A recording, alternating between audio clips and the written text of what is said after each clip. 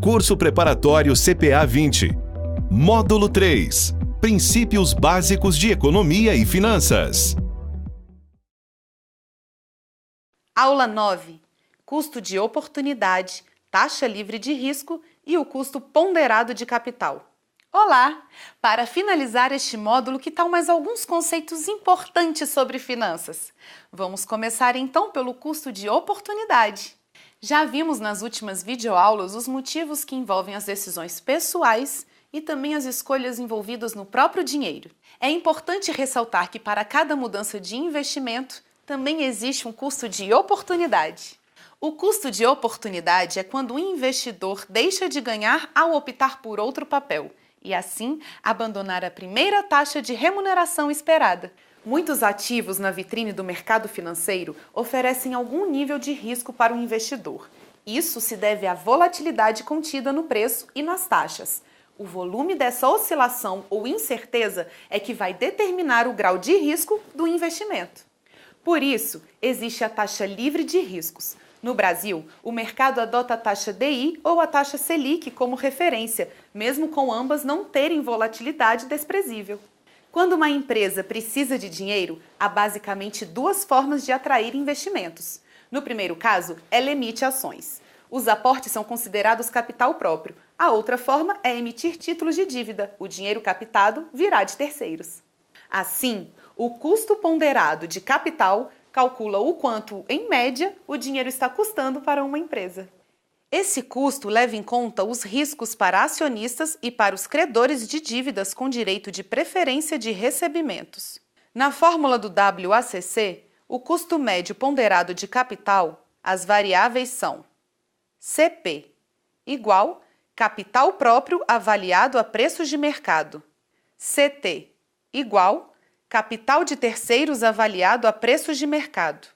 ICP igual custo do capital próprio, remuneração do acionista.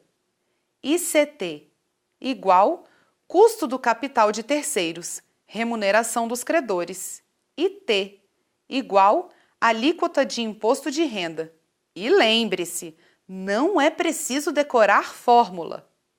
Assim, quanto mais investimentos a empresa atrair com capital próprio, ou seja, de seus acionistas, menor é o risco para ela, maior para os investidores e maior o custo da operação para a empresa. Do mesmo modo, quanto mais investimentos a empresa atrair com capital de terceiros, maior é o risco para ela, menor para os investidores e menor o custo da operação para a empresa. Desta forma, quanto mais capital de terceiros a empresa reunir, mais riscos ela oferece. O endividamento sem controle pode decretar sua falência. A empresa deve então vender os seus produtos e serviços em uma margem acima de seu custo de capital, ou seja, de quanto o dinheiro está custando para ela. Se uma empresa não possui capital de terceiros, ou seja, só conta com capital próprio, ela possui um alto WACC. Como você já viu, o custo do capital próprio é mais alto do que o custo do capital de terceiros. E se uma empresa só possui capital de terceiros, ou seja, não conta com capital próprio, ela possui um baixo WACC.